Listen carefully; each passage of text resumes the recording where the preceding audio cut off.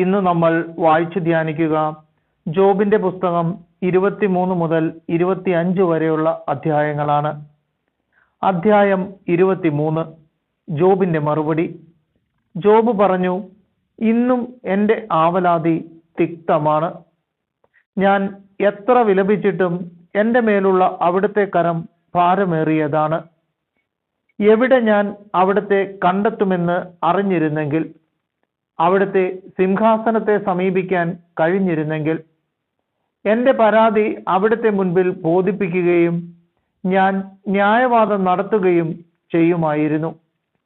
അവിടുന്ന് എനിക്ക് എന്ത് പ്രത്യുത്തരം നൽകുമെന്നും എന്നോട് എന്ത് സംസാരിക്കുമെന്നും ഞാൻ അറിയുമായിരുന്നു. അവിടുന്ന് തൻ്റെ ശക്തിയുടെ മഹത്വത്തിൽ എന്നോട് ന്യായവാദം നടത്തുമോ?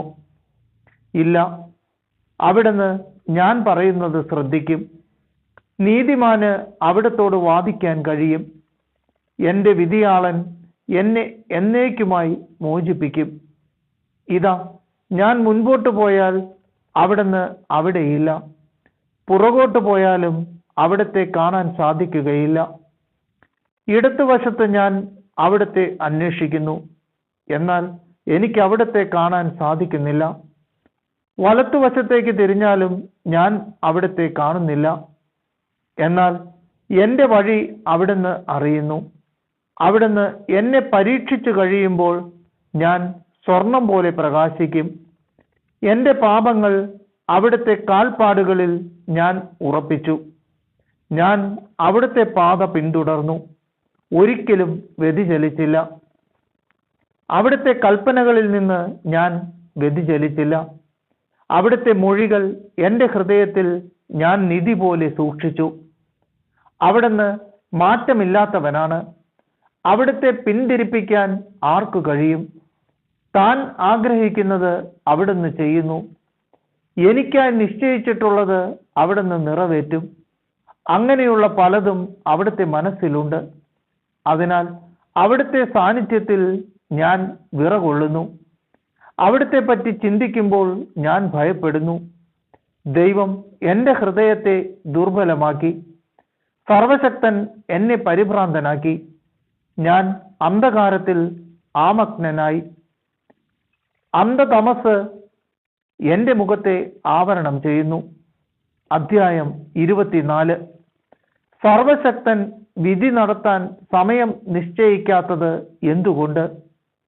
അവിടുന്ന് നിശ്ചയിച്ച ദിനങ്ങൾ അവിടുത്തെ ഭക്തന്മാർ കാണാതിരിക്കുന്നതും എന്തുകൊണ്ട്? മനുഷ്യൻ അതിർത്തി കല്ലുകൾ നീക്കിക്കളയുന്നു. അവർ ആട്ടിൻപറ്റങ്ങളെ കവർന്നെടുക്കുകയും മേയിക്കുകയും ചെയ്യുന്നു. അവർ അനാഥരുടെ കഴുതയെ തട്ടിക്കൊണ്ടുപോകുന്നു. അവർ വിധവയുടെ കാളയെ പണയം വാങ്ങുന്നു. അവർ ദരിദ്രരെ വഴിയിൽ നിന്ന് തള്ളി മാറ്റുന്നു. പാവങ്ങൾ ഒളിച്ചു കഴിയുന്നു. മക്കൾക്ക് വേണ്ടി മരുഭൂമിയിൽ ഇരതേടുന്ന കാട്ടുകഴുതകളെ പോലെ അവർ അധ്വാനിക്കുന്നു. അവർ വയലിൽ നിന്ന് ഭക്ഷണം ശേഖരിക്കുന്നു. ദുഷ്ടരുടെ മുന്തിരിത്തോട്ടത്തിൽ അവർ കാല പെറുക്കുന്നു. അവർ രാത്രി മുഴുവൻ നഗ്നരായി ശയിക്കുന്നു. തണുപ്പിൽ പുതയ്ക്കാൻ അവർക്ക് ഒന്നുമില്ല. മലയിൽ പെയ്യുന്ന മഴ അവർ നനയുന്നു. പാർപ്പിടമില്ലാതെ അവർ പാറക്കെട്ടുകളിൽ അഭയം തേടുന്നു. മുല കുടിക്കുന്ന അനാഥ ശിശുക്കളെ പറിച്ചെടുക്കുകയും ദരിദ്രരുടെ കുഞ്ഞുങ്ങളെ പണയം വാങ്ങുകയും ചെയ്യുന്നവരുണ്ട്. ദരിദ്രർ നഗ്നരായി അലയുന്നു. അവർ വിശന്നുകൊണ്ട് കറ്റ ചുമക്കുന്നു. അവർ ദുഷ്ടന്മാരുടെ ചക്കിൽ ഒലിവെണ്ണയും വീഞ്ഞും ആട്ടിയെടുക്കുന്നു. എന്നാൽ അവർ ദാഹാർത്തരാണ്. നഗരത്തിൽ മരിക്കുന്നവരുടെ ഞരക്കം കേൾക്കുന്നു. മുറിവേറ്റവരുടെ പ്രാണൻ സഹായത്തിനു വേണ്ടി കേഴുന്നു.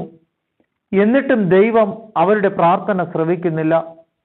പ്രകാശത്തിന്റെ വഴി പരിചയിക്കുകയോ അതിൽ സഞ്ചരിക്കുകയോ ചെയ്യാതെ അതിനെ എതിർക്കുന്നവരുണ്ട്. ദരിദ്രരെയും നിരാലംബരെയും കൊല്ലുന്നതിന് കൊലപാതകി നേരം വെളുക്കും മുൻപ് ഉണരുന്നു. രാത്രിയിൽ അവൻ മോഷണം നടത്തുന്നു. ആരും എന്നെ കാണുകയില്ല എന്ന് പറഞ്ഞ് വ്യഭിചാരി ഇരുട്ടാകാൻ കാത്തിരിക്കുന്നു. അവൻ മുഖം മൂടി അണിയുന്നു.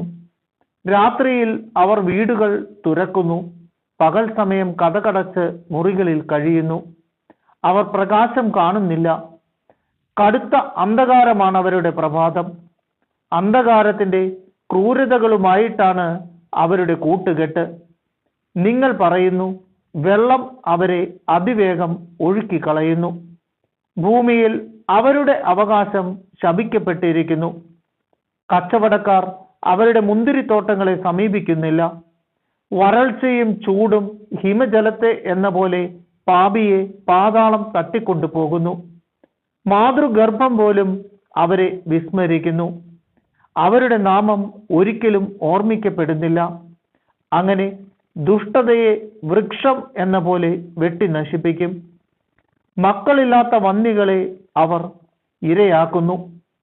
വിധവയ്ക്ക് അവർ ഒരു നന്മയും ചെയ്യുന്നില്ല. ദൈവം തൻ്റെ ശക്തിയാൽ ബലവാന്മാരുടെ ആയുസ് വർദ്ധിപ്പിക്കുന്നു. ജീവിതത്തെപ്പറ്റി നിരാശരാകുമ്പോൾ അവർ ഉണർന്നെഴുന്നേൽക്കുന്നു. ദൈവം അവർക്ക് സുരക്ഷിതത്വം നൽകി സഹായിക്കുന്നു. അവരുടെ വഴികളിൽ അവിടുത്തെ ദൃഷ്ടികൾ പതിഞ്ഞിരിക്കുന്നു. അല്പകാലത്തേക്ക് അവർ ഉയർത്തപ്പെടുന്നു, പിന്നീട് അവർ ഇല്ലാതാകുന്നു. കള പോലെ അവർ വാടി നശിക്കുന്നു. കതിർക്കുല പോലെ അവരെ കൊയ്തെടുക്കുന്നു. ഇത് ശരിയല്ലെങ്കിൽ ഞാൻ നുണയനാണെന്നും ഞാൻ പറയുന്നത് അർത്ഥശൂന്യമാണെന്നും ആർ തെളിയിക്കും? അധ്യായം 25. ബിൽദാദ് മൂന്നാമതും സംസാരിക്കുന്നു. ഷൂഹ്യനായ ബിൽദാദ് പറഞ്ഞു, ആധിപത്യം ദൈവത്തോടു കൂടിയാണ്. എല്ലാവരും അവിടുത്തെ ഭയപ്പെടുന്നു. അവിടുന്ന് ഉന്നത സ്വർഗത്തിൽ സമാധാനം സ്ഥാപിക്കും. അവിടുത്തെ സൈന്യത്തിന് കണക്കുണ്ടോ? അവിടുത്തെ പ്രകാശം ആരുടെ മേലാണ് ഉദിക്കാതിരിക്കുക? അപ്പോൾ മനുഷ്യൻ എങ്ങനെ ദൈവത്തിന്റെ മുൻപിൽ നീതിമാനാകാൻ കഴിയും?